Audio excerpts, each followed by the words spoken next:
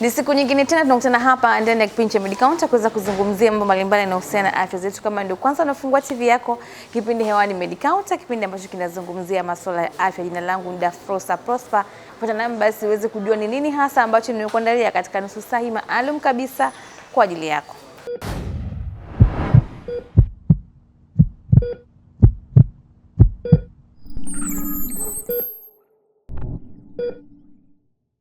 Katika Medicounter leo hii tunazungumzia swala zima la shambulio la moyo la ghafla.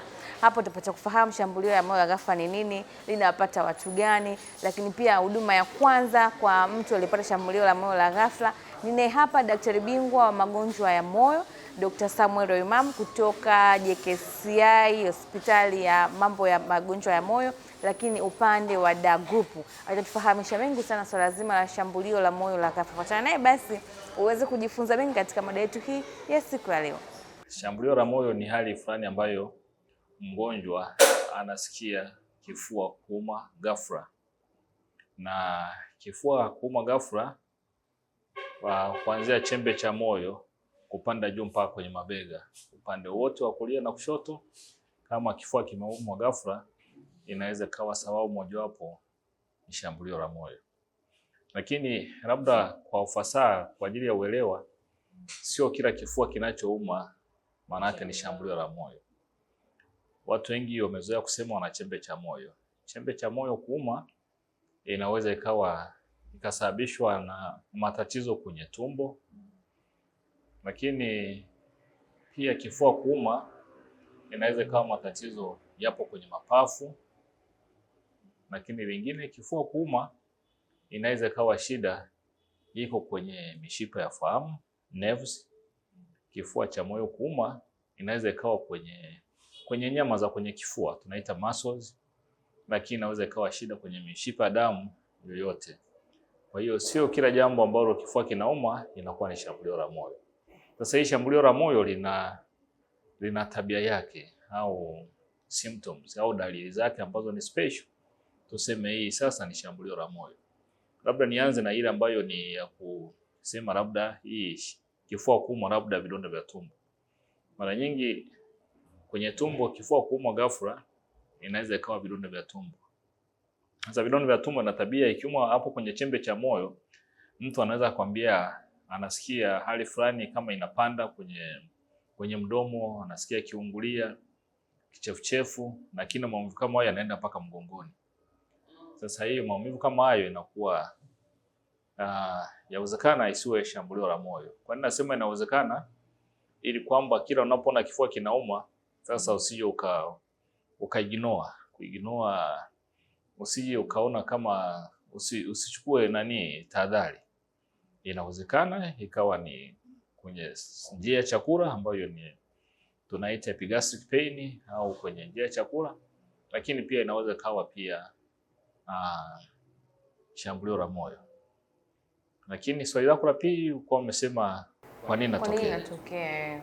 Kikubwa tunaposema shambulio la moyo au kwa lugha ya kawaida ya Kiingereza tunaita heart attack, inaweza kama ni ikasababishwa na mishipa inayozunguka damu, yani tunaita coronary arteries au coronary vessels, ikawa imeziba ghafla.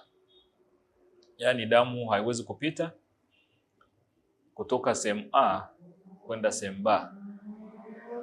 Kwa hiyo na kama damu haipiti, maana yake unasikia maumivu kwenye kifua.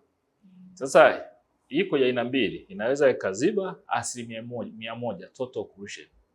Hiyo inakuwa mbaya zaidi, mtu anakufa ghafla muda mfupi, chini ya dakika 120 anaweza kama amekufa. Lakini kuna nyingine inaweza ikaziba nusu damu inapita, nusu imeziba. Tukienda kwenye vipimo vyetu lugha ya kiutaalamu tunaita acute coronary syndrome, tunaita ST elevation myocardial infarction au STEMI, au tunasema NSTEMI, non-ST elevation myocardial infarction. Sasa hapa hizo ni lugha baada ya kufanya vipimo. Lakini pia inaweza kuwepo tunaita unstable angina, yani kule ndani mtu amekuwa na plaque, yani mishipa ya damu ilianza kuonekana kuziba. Alafu sasa kale kasehemu kale kunataka kuziba kakachomoka, yani kaondoka, katazunguka kwenye mishipa ya damu. Kwa hiyo kakienda mahali kanaziba, kanaweza kasambaa tena kaziba, kasambaa tena kaziba. Kwa hiyo pale kanapokuwa pale ile nani inaitwa embolism, au bonge la damu linazunguka kwenye mishipa ya damu. Sasa pale utakuwa inakusababisha maumivu. Kwa nini sasa inatokea mpaka inaziba? Kwa nini mingine umesema inaziba nusu na mingine inaziba ghafla? Mtu anaweza akafa ghafla. Kwa nini inatokea hivyo? Sasa hiyo inakuwa ni progression. Inapoanza mara nyingi, kwanza ianze kwa kuziba.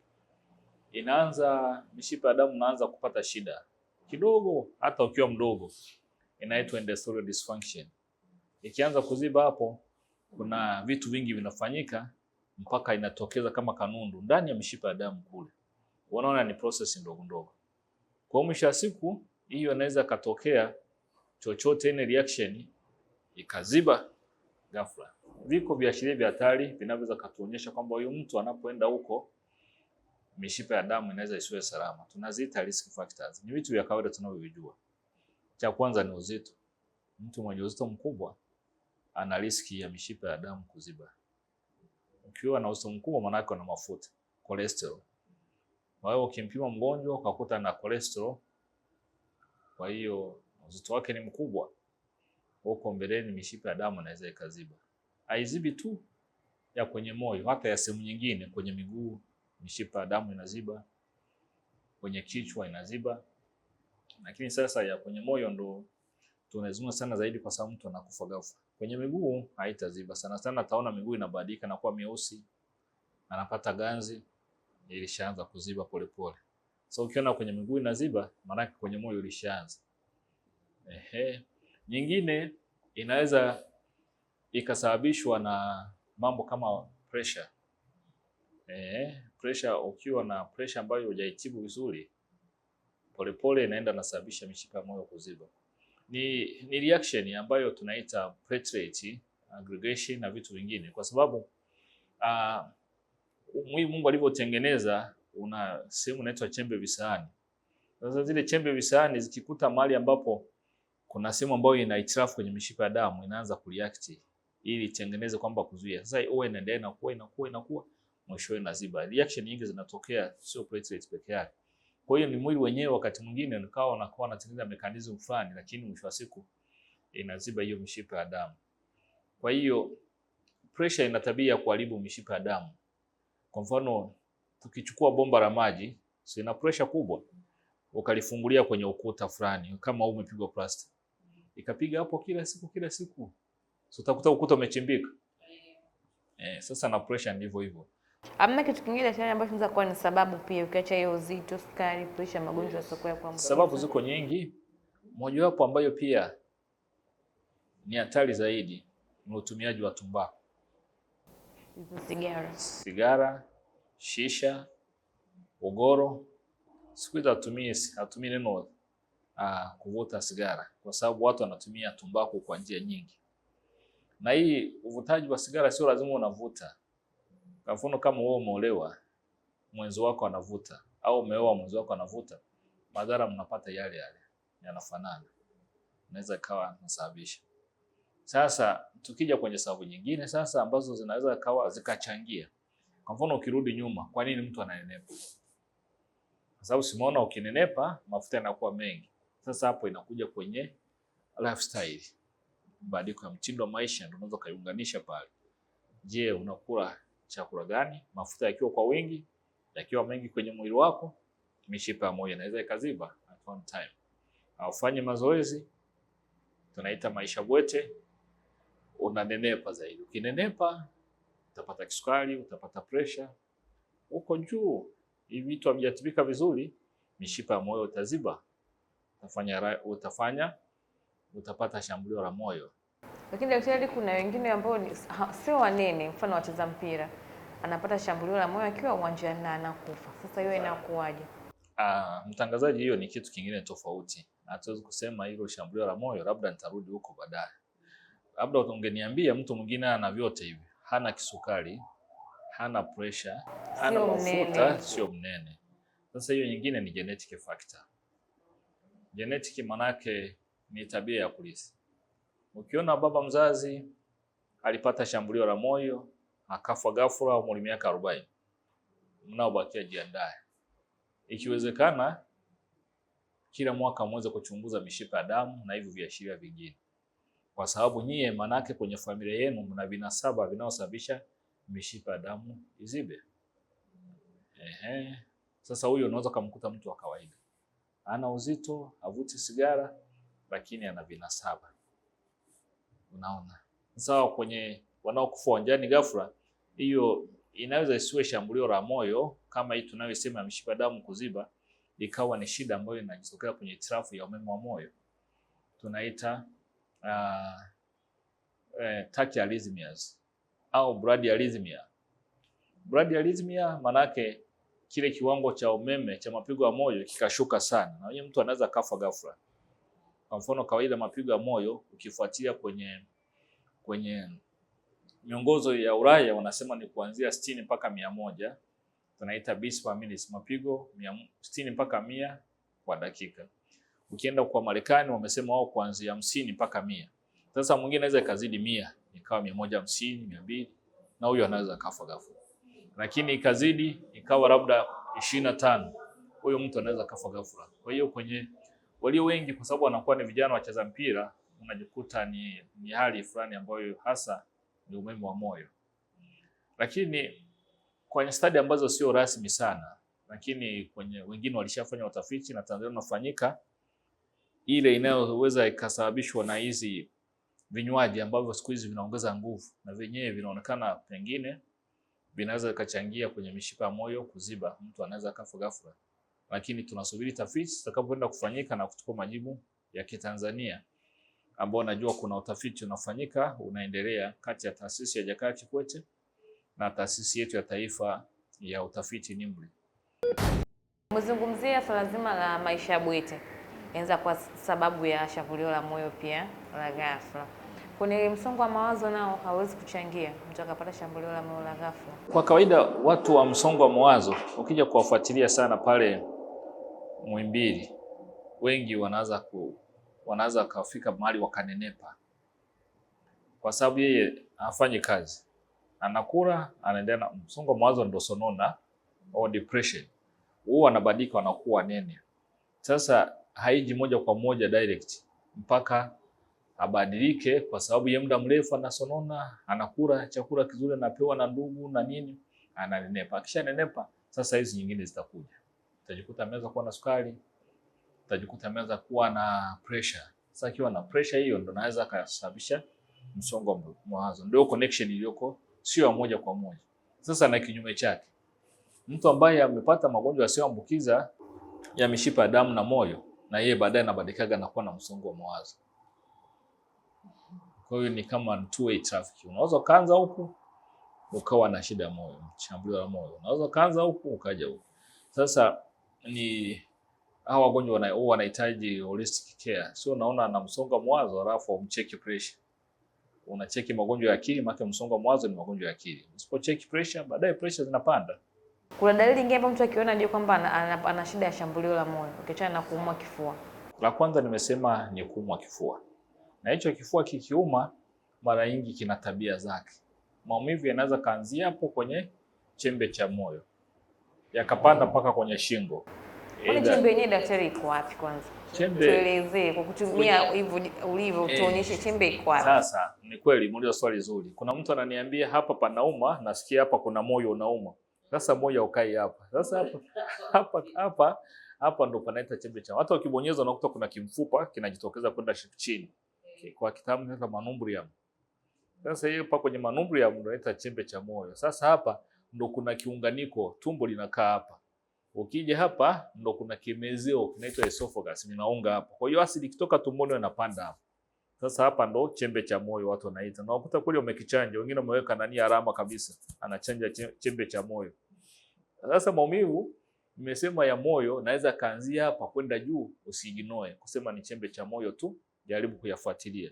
Sasa haya maumivu ambayo ni ya moyo mara nyingi yanaanzia moyo unakaa hapa. Na mtu ukimwambia nionyeshe panauma wapi, atasema panauma hapa. Ataonyesha kwa mkono upande wa kushoto.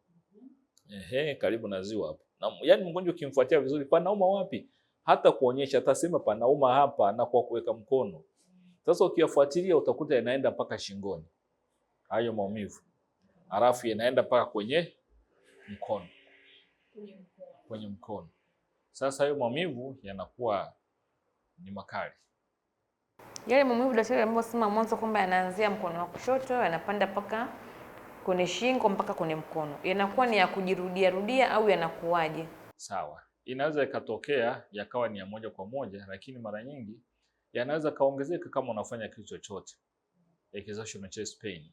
Lakini hasa ya heart attack yanaweza kawa mfululizo. Tunaita ongoing chest pain. Na mimi nikiona ukija kwangu ndani ya muda wa dakika 120, yani masaa 3, nikiona maumivu bado yanaendelea, yani ongoing, yani hajaacha, najua kwamba tunasema muscle still viable. Yani nikizibua pale, damu ikaenda, zile damu inapoenda sinapeleka chakula na oxygen, na ili muscles, nyama ziweze kuishi, zinahitaji zile chakula kinayopelekwa na damu. Sasa nikiona bado maumivu yapo, najua nikizibua pale, nikaondoa ile damu ikapita vizuri, zile nyama zitaishi. Kwa hiyo, lakini nikiona uliumwa, ukaniambia siku ya pili maumivu yameisha, ile sehemu imeisha kufa, tunaita myocardial infarction. Na kuzibua inachukua muda gani mpaka mtu kukaa sawa? Kuizibua kwa aina mbili. Unaweza kumpeleka kwenye chumba maalum cha upasuaji kinaitwa cath lab, ambao tunafanya kipimo kinaitwa coronary angiogram au CAG. Tukadhibitisha kweli imeziba, tunaizibua kwa kuweka stent. Wagonjwa tunaambiaga kizibua njia, yani damu inaanza kupita vizuri. Sasa tukishazibua pale, maana yake ndio amepona. Damu inapita. Damu ilikuwa ipiti, sasa inapita. Sasa amepona. Kwa hiyo ni mechanical, maana yake unaweka stent. Lakini njia pili, unaweza kaizibua kwa kutumia dawa, nimegusia mwanzoni awali. Ukapa dawa ambazo za kuyeyusha lile bonge la damu liloziba pale. Dawa za kuzibua lina jina yake kwa kiutaalamu thrombolytics. Kile kilichoziba thrombus. Thrombolytic, lytic maana yake lysis. Lysis maana kuyeyusha. Damu inaweza ikapita vizuri. Lakini kama uko kwenye mazingira ambayo unasubiria kumpeleka sehemu nyingine, cha kumsaidia tu ni kuwapa dawa hizi zinaitwa antiplatelet. Mara nyingi tunatumia clopidogrel na dawa nyingine inaitwa Junior aspirin. Hiyo ni maarufu sana, watu wanaijua. Lakini zina dozi zake kubwa, sio hizi ya kumpa kidonge kimoja. Anakaa muda gani mpaka mtu anakaa sawa kabisa? Sasa anapona kabisa. Tukishamzibua hapo hapo, tunaona sisi wenyewe kwenye mfumo, tunakuwa kuweka kwenye screen kama kompyuta. Unaona hapa damu imeziba, mshipa umeziba 100%. Tunapambana naye hapo na vifaa vyetu, damu ikianza kupita tunaona hapo hapo. Ukishaweka kile chombo cha kuzibua, anapona. Sasa anabaki labda wengine wanaweza kupata complication baada ya kuzibua, inaitwa reperfusion injury, kwa sababu damu ilikuwa yendi masaa kadhaa, ikianza kupita pale anaweza kupata reaction nyingine. Lakini mara nyingi ukishazibua ndio mwisho wake, mgonjwa anakuwa amepona, kifua kinaacha kuuma kabisa, kesho yake anatembea, tunamruhusu. Akafanywa matibabu ya kuzibua, anaweza kufanya matibabu mengine kama akiendelea na mambo yake ni yale yale, ana kisukari, ana pressure. Mwisho wa kuzibua mishipa ni baada ya muda gani? Tukikuzibua tumetibu iceberg, tumetibu complication. Kwa hiyo sukari bado ipo. Sasa mshipa moyo haujazungukwa na mshipa mmoja. Kuna mishipa ya kulia, kuna mishipa ya kushoto. Kushoto ina mabranchi mengi. Kwa hiyo sasa labda tumezibua branch moja hapo au tawi moja hapo, lingine likabaki. Haya. Una kilo 150, isipopungua sina mwingine utaziba. Au ule tumezibua hapa katikati, huku mwishoni unaweza ukaziba. Kwa hiyo kuna taratibu za kuzibua. Na kwenye uzibuaji hapo ndo tunasema tumekuzibua cath lab. Tukikuta imeziba zaidi ya 3, hapo unaizibua kwa upasuaji. Tunakupeleka kwenye idara kabisa ya upasuaji. Unasikia kuna madaktari bingwa upasuaji wa kifua. Watu wagonjwa wenyewe wanajua kitu kinaitwa CABG, coronary artery bypass graft. ambao mshipa unachukuliwa kwenye mguu unapelekwa kwenye moyo. Pale palipoziba panafanywa bypass ili damu iweze kufika kule. Kwa sababu usimesha ziba.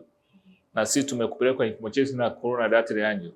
Tumeshikuta mishipa iko nyingi au multivessel disease. Hatuwezi kuzibua hiyo. Maana tutatumia stent ngapi? Kwa hiyo tunakuandaa tunakupeleka idara nyingine ambayo ni ya madaktari bingwa upasuaji. Wenyewe wanafanya taratibu zao. Mara nyingi unakuta anatoa mishipa kwenye miguu, wanapandikiza kwenye moyo, maisha yanaendelea. Tunaomba tufundishe huduma ya kwanza kwa mtu aliyopata shambulio la moyo la ghafla. Maana wengine wanakuambia mlaze chini, wengine wakuta wanamzunguka, wengine wanampepea. Nini kinatakiwa kifanyike kwa usahihi inapotokea mtu amepata shambulio la moyo la ghafla? Wenyewe kwa nini unampepea? Labda kumpepea kunaweza kuwa kuko sahihi, kwa sababu wakati mwingine unakuta mtu amepata shambulio la moyo la ghafla, unajikuta hata wana faint, wanakosa oxygen. Ikimweka kwenye oxygen, labda ataendelea kupumua vizuri wakati anasubiria kwenda kwenye hospitali hapo nyumbani. Lakini la pili, huduma, yani kikubwa mishipa imeziba, mtu anahangaika. Sasa tuwezi kusema mpe aspirin kwa sababu hata dozi hujui nyumbani. Unaona. Kwa hiyo kikubwa ni kutafuta namna ya kumpeleka kwenye kituo cha afya cha karibu. Kwa sababu ukimpepea, hiyo kupepea huwezi kuzibua ile. Sana sana hapo unamsaidia kidogo kwa sababu ya kupata hewa. Wakati mwingine tunasema wana desaturate, hewa inashindwa kuzunguka vizuri kwenye mwili. Mtu akiwa kwenye mahangaiko hata upumuaji unakuwa ni shida. Nafikiri nimeeleza kule mwanzo kwamba anapata shortness of breath au anapumua kwa shida. Na akipata acute heart failure, hata kwenye mapafu wakati mwingine kuna jaa maji, tunaita acute pulmonary edema. Kwa hiyo kumpepea ni jambo zuri, lakini kuwe na kiasi. Kuna wengine anaweza kapepea, mara kupepea wala hangaiki kuita gari. Labda hata nimpeleke kituo cha ghafla, anamuita baba fulani, kumbe ndo anaishia hapo. Au mama fulani, kumbe ndo anaishia hapo. Ukaishia kwenye kupepea. Kwa hiyo kikubwa sana ni kujua kwamba hii pengine inaweza kawa ni shambulio la moyo, nifanye kinachowezekana kumpeleka kwenye kituo cha afya kinachohusika. Sasa kama hawana hizo dawa unazosema za haraka, yani wanatakiwa kufanyaje? Sababu kuna wengine labda ni ndani uko sawa kituo cha afya lakini hawana chochote. Kutokuwa na chochote mimi nafikiri sio sahihi. Aliyewazuia sana chochote ni nani? Lazima wanazo. Ukishakuwa kwenye hospitali, jiandae na mambo kama haya. Hii maisha sio kama ya zamani. Zamani watu walikuwa wanafanya mazoezi. Nimesema uzito ukua mkubwa. Zamani mimi hata kabla sienda Dar es Salaam nilikuwa natembea kilomita 20, kilomita 10. Lakini pia Dar es Salaam napenda kutembea, sio napenda bodaboda. Huko vijijini bodaboda simejaa sana. Manake watu wamepunguza mazoezi yale ya asili ya kutembea kwa mguu ili kupunguza hizo riski. Tumezungumza kinini kinasababisha. Kwa hiyo sasa ukishaona hizo riski zimeongezeka, watu baada ya kutembea kwa mguu wanapanda bodaboda, jiandae na mazingira hayo, lazima atakukuta tu. Haijalishi utaweka hizo dawa zita expire hujapata mtu, zikazitupe kaweka nyingine. Iko siku mtu wa jinsia atafika. Jiandae. Kwa nini unafikiri daktari matatizo ya shambulio ya moyo ghafla huwa yanahusishwa na ushirikina? Nafikiri ni mila na desturi za Kiafrika, lakini na pili elimu, uelewa ni mdogo. Kwa hiyo kama mtu amekufa ghafla, watu wanaenda kutafuta sababu.